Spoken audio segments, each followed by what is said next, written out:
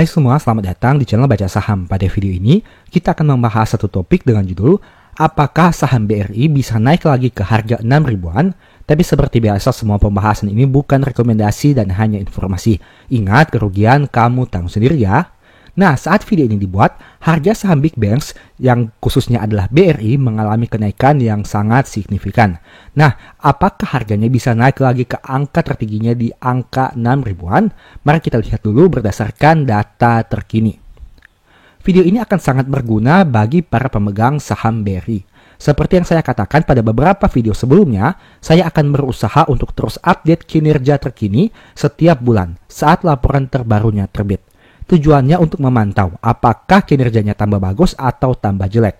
Dengan harapan, semua yang nonton video ini bisa mengambil tindakan dengan lebih cepat dan tepat. Oh iya, bagi kamu yang sudah bosan dengan pembahasan ini, mungkin bisa skip dulu videonya. Dan bisa nonton lagi pada video-video selanjutnya saat membahas topik selain saham BBRI. Kita akan membandingkan kinerja per bulan Mei tahun 2024 dengan Mei tahun 2023. Berhubung saat video ini dibuat pada tanggal 29 Juni 2024, laporan bulanan per Mei 2024 sudah terbit. Nah, kita beruntung karena BRI merupakan salah satu perusahaan yang konsisten update kinerja per bulannya secara berkala. Jadi tidak perlu tunggu laporan 3 bulanan, kamu bisa tahu kinerja terupdate setiap bulannya. Selain itu, kita juga akan bandingkan pertumbuhan hingga bulan Mei dan pertumbuhan hingga bulan April seperti yang sudah pernah saya buat videonya sebelumnya. Di sini kita bisa lihat apakah kinerja BRI meningkat atau menurun dalam 1 bulan saja. Semoga video ini bisa bermanfaat ya. Pertama kita lihat dulu dari aspek laba ruginya, yaitu pendapatan bunga dan beban bunga.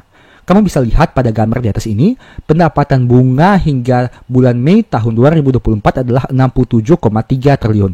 Yang mana angka ini mengalami kenaikan dibandingkan tahun 2023 dengan jumlah 57,8 triliun. Begitu juga dengan beban bunga yang naik dari 14,4 menjadi 21,5.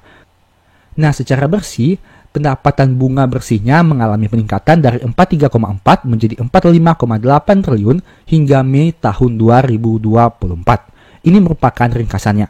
Pendapatan bunga perusahaan naik sekitar 16,3%. Beban bunganya naik sekitar 49,1% dan pendapatan bunga bersih naik sekitar 5,5%. Kamu bisa lihat di sini bahwa jika hanya melihat data per Mei ini, beban bunganya naik signifikan yaitu 49,10%.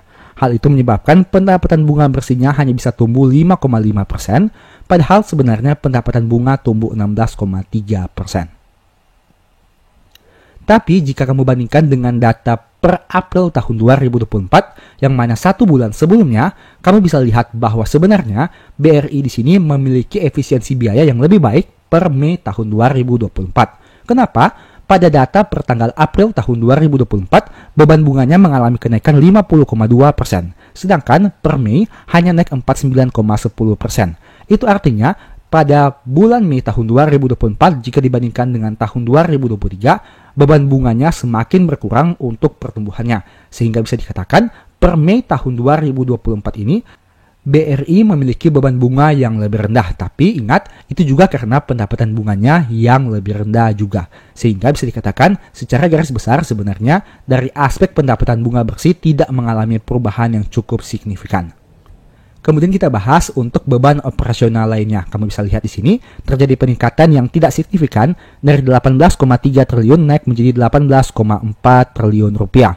Dan kita bandingkan dengan data per bulan April tahun 2024. Pada bulan April tahun 2024, beban operasional lain naik 7,8% dari 13,6 di tahun 2023 menjadi 14,7. Sedangkan per Mei hanya naik 0,71% dari 18,3 menjadi 18,4 triliun rupiah.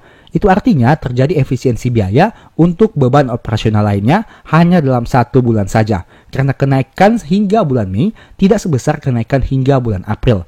Itu artinya kamu bisa lihat di sini BRI memiliki usaha untuk memiliki efisiensi biaya yang semakin baik. Sehingga hal itu bisa berkontribusi terhadap kenaikan labanya. Kemudian kita bahas dari aspek pertumbuhan laba. laba di tahun 2023 per bulan Mei adalah 20,12, sedangkan per tahun 2024 naik menjadi 21,9 triliun. Itu artinya terjadi kenaikan laba sekitar 1,7 triliun, dalam hal ini adalah 8,8%. Kamu bisa lihat di sini, kenaikan laba ini bisa dikatakan cukup memuaskan untuk saham sekelas BRI yang menghasilkan laba di atas 20 triliun dalam waktu 5 bulan saja. Itu artinya saham sekelas BRI ini mampu menghasilkan pertumbuhan laba yang cukup baik, bahkan bisa dikatakan di atas 5%. Kalau kita bandingkan dengan data per bulan April tahun 2024, labanya hanya tumbuh 4,5% atau sekitar 765 miliar jika dibandingkan dengan April tahun 2023. Tapi per bulan Mei tahun 2024, labanya bisa naik hingga 1,7 triliun atau 8,8%. Itu artinya dalam waktu 1 bulan saja terjadi kenaikan laba yang cukup signifikan, dan hal ini bisa menjadi salah satu sinyal positif kepada pemegang sahamnya. Bagaimana dari aspek ekuitasnya? Kamu bisa lihat ekuitasnya juga naik dari 279 triliun menjadi 285 triliun per Mei tahun 2024, yang mana berasal dari laba ditahan tahun sebelumnya dan laba ditahan tahun berjalan. Kamu bisa lihat untuk peningkatannya dari 159 naik menjadi 164, dari 20,1 naik menjadi 20,9. Kemudian kita bahas dari aspek balance sheet-nya, dalam hal ini adalah total asetnya. Kita akan fokus pada dua komponen, yaitu pertama cash. Cash BRI mengalami sedikit penurunan dari 27,8 triliun menjadi 24,2 triliun per Mei tahun 2024. Tapi kredit yang disalurkannya mengalami peningkatan dari 1.086 triliun naik menjadi 1.202 triliun. Kita harapkan dengan adanya kenaikan penyaluran kredit akan berdampak kepada kenaikan pendapatan bunga. Dan jika mereka mampu untuk melakukan efisiensi biaya bunga dan biaya operasional lainnya, kita berharap hal itu akan berdampak positif kepada pertumbuhan laba. Bisa kamu lihat tadi bahwa per Mei tahun 2024 terjadi kenaikan laba yang mencapai 8,8% dan angka itu jauh lebih baik dibandingkan bulan April yang hanya naik di bawah 5%. Sekarang kita bahas dari aspek valuasinya. Saat video ini dibuat, harga saham BRI berada pada PBV 2,38 kali, yang mana angka ini lebih rendah dibandingkan rata-rata PBV 5 tahun terakhir, yaitu 2,54 kali. Nah, jika kita lihat secara histori, maka angka PBV saat video ini dibuat mirip seperti angka PBV pada tahun 2020. Nah, jika teman-teman lihat pada kotak berwarna merah di tahun 2020 ini, terjadi kenaikan PBV yang cukup signifikan setelah sebelumnya mengalami penurunan dalam beberapa waktu saja. Itu artinya jika kita memproyeksikan angka ini terhadap PBV di tahun 2024, diharapkan BRI mampu mencetak pertumbuhan harga saham ke depannya apabila kinerjanya terus tumbuh dengan konsisten dari triwulan atau dari bulan ke bulan. Kita lihat saja ke depannya seperti apa. Tapi apabila BRI masih mampu bertumbuh secara konsisten bahkan menghasilkan kinerja yang jauh lebih baik dibandingkan data per bulan Mei ini, saya cukup optimis bahwa harga sahamnya masih mampu untuk kembali naik ke angka di atas 5 ribuan atau bahkan mencapai 6 ribuan.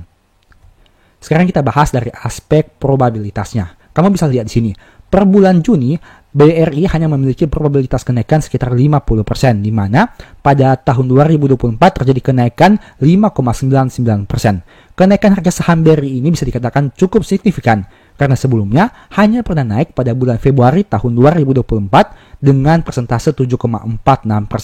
Meskipun secara tahunan masih turun 18,5%, tapi diharapkan pada bulan Juli dan Agustus saham BRI ini mampu mengalami kenaikan harga saham. Karena secara historikal, kamu bisa lihat bahwa probabilitas selama 10 tahun terakhir mencapai 67% di bulan Juli dan Agustus. Artinya, masih lebih banyak mengalami kenaikan harga saham dibandingkan penurunan harga saham. Kita lihat saja ke depannya seperti apa. Tapi sebagai informasi, pada bulan September, biasanya saham BRI ini akan mengalami koreksi dengan berdasarkan probabilitas selama 10 tahun terakhir dengan angka 44%. Dari aspek probabilitas kenaikan harga sahamnya. Sekarang saya mau bahas 3 momentum yang bisa saja berpengaruh terhadap harga saham BRI ke depan. Ini bukan hanya soal BRI, tapi juga dengan beberapa saham lainnya. Yang pertama, momentum dividen interim dan final. Bagi kamu yang belum tahu, BRI merupakan salah satu saham yang dalam beberapa tahun terakhir ini membagi dividen 2 kali dalam 1 tahun. Biasanya di akhir atau awal tahun depan dan di bulan Maret tahun berjalan. Nah, untuk tahun 2024 kan sudah dibagikan pada bulan Maret tahun 2024. Kita lihat saja apakah pada akhir tahun 2024 atau awal tahun 2025 BRI akan kembali membagi dividen interim. Dan biasanya dividen finalnya akan dibagikan pada bulan Maret tahun 2025. Kita lihat saja, dua momentum dividen ini baik itu interim dan final bisa saja berpengaruh terhadap kenaikan harga sahamnya. Apabila dividen yang dibagikan sesuai dengan ekspektasi pemegang saham, biasanya hal itu akan berpengaruh positif terhadap harga saham perusahaan. Dan diharapkan harga saham BRI bisa mengalami kenaikan yang cukup signifikan. Artinya bagi kamu yang membeli saham ini pada harga sekarang, ataupun mungkin yang sedang nyangkut di harga 5 ribuan, mungkin momentum ini bisa jadi harapan bagi kamu untuk menghasilkan kenaikan harga saham pada beberapa waktu ke depan. Jadi di sini ada dua hal yang bisa kamu harapkan. Yang pertama, kamu berharap akan terjadi kenaikan harga saham yang berpengaruh terhadap capital gain atau setidaknya tidak rugi lagi. Dan yang kedua, kamu berharap bisa memperoleh dividen, baik itu dividen interim maupun dividen final, dengan rasio dividen yang cukup baik dan dividen yield yang di atas rata-rata. Karena harga saham BRI mengalami penurunan yang sangat signifikan, bahkan mencapai dividen yield sekitar 7%. Hal itu harus kamu manfaatkan baik-baik untuk menerima dividen pada tahun berjalan ataupun di tahun depan. Momentum kedua, terbitnya laporan keuangan terbaru. Seperti yang sudah saya sampaikan tadi, kita lihat saja untuk laporan triwulan per Q2 dan Q3 tahun 2024 ini. Setidaknya hingga akhir tahun ini, apakah BRI mampu menghasilkan pertumbuhan kinerja yang memuaskan atau tidak? Apabila pertumbuhan kinerjanya cukup baik, maka saya cukup optimis harga sahamnya bisa kembali naik. Tapi jika ternyata kinerja keuangannya mengalami penurunan, saya juga tidak mau terlalu optimis untuk mengatakan bahwa harga sahamnya bisa naik. Artinya, naik tidaknya harga saham perusahaan itu kita harus bergantung kepada kinerja perusahaan. Di tahun berjalan apakah dia mampu meningkatkan kinerjanya atau malah mengalami penurunan. Tentu secara jangka pendek, harga saham dipengaruhi hanya oleh supply and demand. Tapi dalam jangka panjang, saya masih cukup percaya bahwa harga saham itu akan mengikuti kinerja perusahaannya. Apalagi saham-saham besar seperti contohnya BRI ini. Momentum ketiga, peralihan kepemimpinan Presiden dan Menteri BUMN. Seperti yang kamu tahu, pada tahun 2024 ini akan terjadi perubahan kepemimpinan ke presiden terpilih yang baru. Dan apabila presidennya terganti, maka otomatis ada kemungkinan Menteri BUMN-nya juga berganti. Dan apabila Menteri BUMN-nya berganti, atau mungkin menterinya masih sama, ada kemungkinan terjadi rotasi untuk direksi maupun komisaris perusahaan. Dan salah satunya yang memungkinkan adalah rotasi direksi atau komisaris dari Bank BRI. Karena BRI ini merupakan salah satu BUMN dan tentunya sangat rentan dengan adanya perubahan di pemerintahan atau kementerian BUMN itu sendiri. Nah, kita kembali ke judul video ini. Apakah saham BRI bisa naik lagi ke harga 6 ribuan? Menurut saya cukup besar kemungkinannya, tapi tergantung juga kinerja perusahaan dalam beberapa periode ke depan.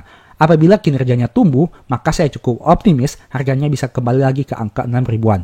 Tapi apabila kinerjanya mengalami penurunan, saya juga tidak boleh mengatakan hal seperti itu, bahwa harganya pasti naik, karena bisa saja mengalami penurunan yang mungkin jauh lebih turun dibandingkan harga saat video ini dibuat. Setidaknya saya sudah men-sharingkan 3 momentum yang bisa kamu manfaatkan, baik itu dari aspek dividen, baik itu dari aspek penerbitan laporan keuangan, dan peralihan kepemimpinan di pemerintahan yang akan terjadi pada tahun ini. Dan kamu bisa memanfaatkan 3 momentum itu untuk mengambil kesempatan dalam memanfaatkan peluang, baik itu dari aspek capital gain maupun dividen. Yang jelas, saham BRI ini hingga saat video ini dibuat merupakan salah satu saham yang paling menarik untuk saham blue chip yang harganya mengalami penurunan signifikan. Tentu saja ini bukan rekomendasi. Ini hanya dari sudut pandang saya pribadi dan saya hanya berbicara berdasarkan pemahaman dan informasi yang saya peroleh. Kamu bebas mengikutinya atau tidak. Kamu mau beli silahkan, tidak mau beli juga silahkan. Karena ingat, profit kamu nikmati sendiri, rugi juga kamu tanggung sendiri. Oh iya, kalau kamu penasaran kenapa saya lebih sering bahas saham BRI dibandingkan saham bank lainnya, kamu bisa nonton video di bawah ini. Saya sudah sempat bahas perbandingan antara 4 saham bank besar di Indonesia. Dan di video itu, kamu akan temukan alasan kenapa untuk saat ini saya lebih tertarik dengan BRI. Tentu saja ini bukan rekomendasi, karena untuk rugi kamu tanggung sendiri. Jadi pastikan tahu resiko sebelum beli sahamnya. Sekarang, mari simak dulu videonya. Jika kamu lihat beberapa video di channel Baca Saham dalam beberapa bulan terakhir ini, kamu tentu sudah tahu bahwa saya sering bahas saham BRI. Mungkin ada beberapa dari kamu yang bahkan sudah bosan dengan pembahasan itu. Pertanyaannya, kenapa saya sering bahas saham ini? Kenapa tidak bahas saham big banks lain? Apakah saya lagi pom-pom saham BRI supaya harganya naik? Rasanya agak lucu jika membaca komentar yang mengatakan pom-pom saham BRI. Kenapa? Karena sebelum kamu mengatakan hal itu, alangkah lebih bijak untuk lihat dulu market cap dan total transaksi saham ini dalam satu hari. Logikanya, sekalipun seluruh uang yang dimiliki subscriber Baca Saham dibelikan saham BRI, apakah mampu membuat harganya naik? Kalau hanya dengan uang miliaran hingga puluhan miliar, rasanya lucu jika ada yang mengatakan pom-pom saham ini. Mungkin kalau dana kita sudah di angka triliunan, barulah cocok untuk mengatakan hal tersebut. Jika bukan untuk pom-pom, lalu kenapa saya sering bahas saham ini? Jawabannya sederhana. Karena untuk saat ini, BRI menjadi saham yang jauh lebih menarik dibandingkan saham lain. Ingat, konteks saya bicara adalah untuk saat ini. Artinya, jika melihat dari berbagai aspek, BRI punya daya tarik yang jauh lebih menarik dibandingkan saham big caps lain untuk saat ini. Tentu saja setiap orang bisa punya persepsinya masing-masing. Ada yang suka, ada yang tidak suka. Hal itu sah-sah saja. Karena ingat, profit nikmati sendiri, rugi juga kamu tanggung sendiri. Seperti biasa, semua nama saham yang disebutkan pada video ini bukan rekomendasi. Jadi pastikan kamu analisa lagi setelah nonton video ini. Untuk menjawab rasa penasaran kamu, pada video ini saya mau coba bandingkan 4 saham bank besar, yaitu BCA, BRI, Mandiri, dan BNI. Tentu saja saya akan bahas dari berbagai aspek. Kamu bisa cari tahu jawabannya, kenapa BRI jadi yang paling menarik untuk saat ini. Analisa ini saya bagikan secara gratis dan semoga ada manfaat yang bisa kamu dapatkan setelah nonton video ini. Tapi sekali lagi ingat, saya tidak merekomendasikan nama saham apapun. Semua pembahasan hanya bersifat informasi dan analisa pribadi saja.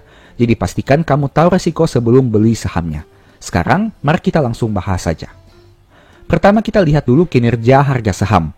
Dari 4 saham bank besar, BCA dan Mandiri masih menghasilkan pertumbuhan harga saham di tahun 2024. BCA naik 2,13% dan Mandiri naik 1,24%. Sedangkan BNI dan BRI harganya turun secara year to date. Bahkan penurunan BRI jadi yang terbesar dengan angka 22,45%. Pernah di angka 6.450, tapi pernah juga di angka 4.090. Penurunan ini tentu jauh lebih besar dibandingkan saham BNI yang pernah di angka 6.250 dan pernah juga di angka 4.260. Dengan kata lain, year to date-nya turun 15,53%. Dari data ini saja sebenarnya kamu sudah lihat bahwa terjadi penjualan besar-besaran di saham BNI dan BRI pada tahun 2024. Pertanyaannya, kenapa hanya di 2 saham ini saja? Bukankah 4 saham bank ini masih mencetak kenaikan yang cukup baik hingga Q1 2024? Terlepas dari apapun alasannya yang jelas, saat harga turun drastis, berarti orang yang jual lebih banyak dari orang yang beli. Menariknya, penurunan harga di atas 20% dalam waktu setahun cukup jarang terjadi untuk saham sekelas big banks. Mungkin hanya terjadi dalam beberapa kali saja di 5-10 tahun terakhir. Dengan penurunan harga yang signifikan, membuat PBV BRI dan BNI menjadi yang terendah dari 4 saham big banks. PBV BCA 5,2 kali dan Mandiri 2,38 kali. Sedangkan PBV BRI ada di angka 2,3 kali dan BNI hanya 1,1 kali saja. Sekarang mari kita kaitkan dengan rata-rata PBV-nya. Gambar di atas merupakan rata-rata PBV dalam 10 tahun terakhir. Jika diamati, saham BCA dan Mandiri masih diperdagangkan di atas rata-rata PBV-nya. BCA memiliki PBV rata-rata 4,35 kali dan saat ini diperdagangkan pada PBV 5,21 kali. Mandiri punya rata-rata PBV 1,98 kali dan saat ini diperdagangkan pada PBV 2,38 kali. Sedangkan BRI dan BNI sudah diperdagangkan di bawah rata-rata PBV. Rata-rata PBV BRI dalam 10 tahun adalah 2,57 dan sekarang hanya 2,3. Rata-rata PBV BNI 1,35 dan sekarang 1,17 kali. Artinya secara historikal, harga BNI dan BRI saat ini sudah berada di bawah rata-rata valuasi harga selama 10 tahun ini. Menariknya, jika melihat histori PBV BRI dan BNI, penurunan PBV BRI jauh lebih dalam dibandingkan BNI. Kamu bisa lihat pada garis berwarna hijau. di mana yang menjadi standar deviasi -1 dari PBV 2 saham ini. Harga BRI sudah menyentuh garis berwarna hijau, sedangkan BNI belum. Itu artinya secara penurunan, BRI memiliki penurunan PBV yang jauh lebih signifikan. Artinya meski dua saham ini harganya turun di tahun 2024, tapi penurunan saham BRI jauh lebih besar dibandingkan rata-rata PBV 10 tahun terakhir. Yang berarti di sini kita bisa melihat bahwa harga BRI turun secara nominal dan secara valuasi. Sekarang pertanyaannya, kenapa harga BRI bisa turun sesignifikan itu? Apakah kinerja dan prospek perusahaan ini lebih mengkhawatirkan dibanding 3 saham lain? Ataukah hal ini sebenarnya merupakan peluang bagi kita untuk bisa beli saham bagus dengan harga lebih rendah? Untuk menjawabnya, mari kita lihat beberapa data lagi. Mari kita bandingkan pencapaian laba 4 perusahaan ini hingga Q1 2024. Data di bawah ini memperlihatkan bahwa pertumbuhan laba tertinggi di Q1 berasal dari saham BCA, yaitu sekitar 10%. Kemudian diikuti saham BRI dan BNI dengan angka sekitar 2%, dan terakhir saham Bank Mandiri. Jika melihat hubungan antara pertumbuhan laba dan kinerja harga saham, apakah ada hal yang menarik? Ingat, kita membandingkan data secara Q on Q pada Q1 2024 dibandingkan Q1 tahun 2023. Secara logika, seharusnya saham yang labanya tumbuh signifikan tentu akan tercermin dari harga sahamnya, begitu juga sebaliknya. Saham BCA labanya memang tumbuh sekitar 10% dan jadi yang tertinggi dari 4 saham ini, sehingga wajar jika growth saham ini memiliki growth yang paling tinggi dengan angka sekitar 2,13% di tahun 2024 ini. Nah, pertanyaannya bagaimana dengan BRI? Laba BRI masih mampu tumbuh di atas 2,5% di Q1 dan lebih tinggi dibandingkan kenaikan laba dari BNI dan Mandiri. Tapi kenapa harga sahamnya turun paling banyak? Bahkan penurunannya hingga di atas 20%. Sedangkan saham BNI dan Mandiri yang pertumbuhan labanya tidak sebesar saham BRI, kinerja harga sahamnya masih lebih baik. Belum cukup dari sisi growth laba, sekarang mari kita bahas dari nominal labanya. BRI mencetak laba 15,8 triliun di Q1 dan angka tersebut menjadi yang paling tinggi dari 4 saham Big Banks. Bahkan pencapaian laba BRI merupakan laba terbesar di Indonesia dari seluruh perusahaan publik yang listing di bursa. Artinya, meski secara growth BCA mencetak kenaikan yang jauh lebih besar, tapi secara nominal hingga Q1 BRI masih mampu menjadi juara bertahan, di mana menghasilkan laba yang lebih besar. Laba BRI 15,8 triliun, sedangkan laba BCA masih 12,88 triliun saja. Dari kondisi ini, apakah menurutmu wajar jika harga saham BRI turun sangat besar di tahun ini? Growth labanya masih lebih baik dibandingkan BNI dan Mandiri. Selain itu, pencapaian nominal labanya jauh lebih besar dibandingkan BCA. Ingat, salah satu aspek paling penting untuk menilai berhasil tidaknya suatu perusahaan adalah dengan melihat pencapaian labanya. Semakin besar laba yang dicapai, seharusnya kita bisa katakan bahwa perusahaan itu berhasil. Apalagi jika labanya murni dicapai dari operasional usahanya dan bukan hanya laba di atas kertas. Sekarang coba kamu kaitkan hal itu dengan kondisi 4 saham Big Banks ini. Kamu tentu sudah sering dengar saya katakan bahwa laba punya hubungan yang sangat kuat dengan dividen. Artinya, jika perusahaan konsisten bagi dividen dengan payout ratio yang stabil, seharusnya semakin besar laba, semakin besar juga dividen. 4 saham Big Banks yang kita lihat ini merupakan saham-saham yang sudah terbukti hebat dan konsisten dari sisi dividen. Artinya dividen yang dibagikan cenderung mengikuti kinerja yang berhasil mereka capai. Sekarang bisa kamu lihat, saat video ini dibuat dengan harga 9.600, BCA memiliki dividen yield 2,81%. Dengan harga 6.125, Mandiri punya dividen yield 5,78%. Dengan harga 4.540, BNI punya dividen yield 6,18%. Dan dengan harga 4.440, BRI punya dividen yield 7,1%. Dari sisi dividen yield, terlihat BRI menawarkan dividen yield yang paling tinggi, bahkan mencapai 7%. Silahkan kamu analisa dan research sendiri. Dalam 10 tahun terakhir, berapa kali kamu bisa beli saham Big Banks dengan dividen yield 7%? Entah itu BCA, BRI, Mandiri, atau BNI. Mungkin kondisi ini baru bisa kamu dapatkan saat terjadi krisis seperti beberapa tahun yang lalu. Artinya, selama perusahaan masih menghasilkan pertumbuhan laba, manajemennya bagus, dan tidak ada force major yang terjadi, seharusnya dividen yang diterima akan semakin besar dari waktu ke waktu. Di sini kamu bisa lihat seberapa berpengaruhnya penurunan harga saham terhadap dividen yield. Karena harga saham BRI turun di atas 20%, membuat yield dividennya naik menjadi 7%. Begitu juga dengan BNI yang harganya turun di atas 10%, membuat dividen yield naik menjadi 6%. Saat berbicara tentang dividen, saya tidak lagi bahas tentang dividen di tahun 2024, karena sudah dibagikan pada sekitar bulan Maret. Artinya, saya sedang berbicara tentang dividen di masa depan, atau dengan kata lain, yang paling dekat adalah potensi dividen tahun 2025. Apabila kinerja perusahaan bisa stabil hingga akhir tahun seperti Q1, berarti ada potensi dividen tahun 2025 bisa lebih menarik dari dividen tahun ini. Terlebih khusus untuk saham yang harganya sedang turun drastis seperti BRI dan BNI. Jadi saat harga turun signifikan, saat laba masih tumbuh, sebenarnya kita bisa melihat peluang dari sisi dividen, terutama dividen di masa depan. Memang ada peluang juga dari aspek capital gain, karena kita berharap harga sahamnya bisa kembali lagi ke angka tertingginya. Tapi selain dari itu, sebenarnya tawaran dividen yield yang lebih tinggi bisa dipertimbangkan juga. Apakah kamu tipe investor yang lebih tertarik dengan dividen atau capital gain? Setidaknya untuk saham big banks. Silahkan tulis pendapatmu dan alasanmu di kolom komentar. Berikutnya mari kita lihat dari sisi valuasi. Tadi kita sudah bahas dari aspek PBV dan sekarang kita akan lihat untuk PER. Seperti yang kamu tahu, PER adalah perbandingan antara harga saham dan laba per lembar. Artinya semakin tinggi angkanya berarti harga yang kita bayarkan semakin mahal, begitu juga sebaliknya. Dari 4 saham bank ini, terlihat BCA dan Mandiri punya valuasi PER yang tinggi dengan angka PER BCA 22,9 kali dan Mandiri 11,25 kali. Nah, sedangkan BRI dan BNI punya PER yang lebih rendah dengan BRI 10,5 dan BNI 7,9 kali. Artinya, penurunan harga saham BRI dan BNI membuat valuasi dua saham ini menjadi rendah, baik dari aspek PBV maupun PER.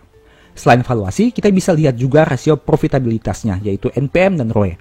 4 saham bank ini bisa dikatakan sangat luar biasa dari sisi rasio profitabilitas, karena punya NPM di atas 20%. Bahkan BCA punya NPM yang mencapai 43%. Tidak heran jika banyak orang mengatakan BCA merupakan salah satu perusahaan dengan efisiensi biaya yang sangat hebat, karena NPM-nya saja bisa mencapai 43%. Sedangkan dari sisi ROE, BCA dan BRI memiliki ROE yang lebih tinggi dibandingkan Mandiri dan BNI. Tapi secara keseluruhan, 4 saham bank ini punya rasio yang sangat luar biasa, baik dari aspek ROE maupun NPM. Kemudian saya mau bandingkan dari aspek DER. Seperti yang kamu tahu, saham bank seharusnya punya DER di atas 100%. Tapi, apakah kita hanya melihat sampai di situ saja? Tentu tidak. DER merupakan perbandingan antara hutang dan ekuitas. Artinya, apabila perbankan punya DER yang tinggi, berarti dana pihak ketiga yang mereka miliki jauh lebih besar dari ekuitasnya. Di sini ada dua sudut pandang yang bisa dilihat. Apabila dana pihak ketiga semakin banyak, berarti bank harus membayar biaya bunga yang lebih besar. Karena ingat, dana nasabah yang disimpan dalam bentuk giro, tabungan, atau deposito, tentu semuanya harus diberikan bunga. Nah, oleh karena itu, apabila kamu ingin lihat DER saham bank baik atau tidak, kamu harus lihat lagi berapa banyak kredit yang disalurkan. Jika dana pihak ketiga besar tapi kreditnya sedikit, hal itu hanya akan berdampak pada beban bunga yang semakin besar. Tapi apabila dana pihak ketiga dan jumlah kredit berjalan selaras, berarti bank mampu membayar biaya bunga kepada nasabah dengan memperoleh pendapatan bunga dari kredit mereka. Dari rasio DER 4 bank ini, terlihat Mandiri dan BNI punya DER yang paling tinggi. Mandiri punya DER 787% dan BNI 632%. Sedangkan BCA dan BRI punya DER yang hampir mirip. DER BCA 535% dan BRI 576%. Kesimpulan dari pembahasan tadi, apakah kamu sudah paham kenapa saya katakan saham BRI yang mungkin menarik untuk saat ini? Meski diterpa berbagai sentimen negatif, tapi menurut saya, harga saat ini sudah cukup menarik. Apalagi bagi kamu yang ingin koleksi saham BRI untuk jangka panjang dan untuk dividen investing. Tapi ingat, kamu harus melakukan pembelian secara bertahap. Ingat money management, jangan langsung beli sekaligus. Tapi belilah dengan sistem menyicil di mana mempertimbangkan potensi penurunan harga yang paling tidak masuk akal. Semakin rendah harga saham, peluang semakin menarik dengan catatan kinerjanya terus tumbuh dari waktu ke waktu. Tapi semua kembali lagi kepada kamu. Terserah apakah tertarik dengan saham ini atau tidak. Kamu bebas menentukan pilihanmu sendiri. Ingat, semua saham yang disebutkan bukan rekomendasi dan hanya informasi. Kerugian kamu tanggung sendiri, begitu juga dengan profit kamu nikmati sendiri. Demikianlah pembahasan singkat pada video ini. Selalu ingat bahwa semua saham yang disebutkan bukan rekomendasi dan hanya informasi. Segala risiko kerugian menjadi tanggung jawab kamu sendiri. Di video berikutnya ingin dibahas materi apa lagi? Tulis di kolom komentar ya. Sebagai informasi, channel YouTube Baca Saham sekarang ada dua. Yang pertama Baca Saham dan Baca Saham dari nol. Berikut ini beberapa list ebook Baca Saham. Pertama, Stock for Living, strategi nabung saham di stock market dan cara cepat analisa laporan keuangan. Apabila tertarik, chat saja pada nomor WA yang ada. Sekian video ini, semoga bermanfaat. Thank you.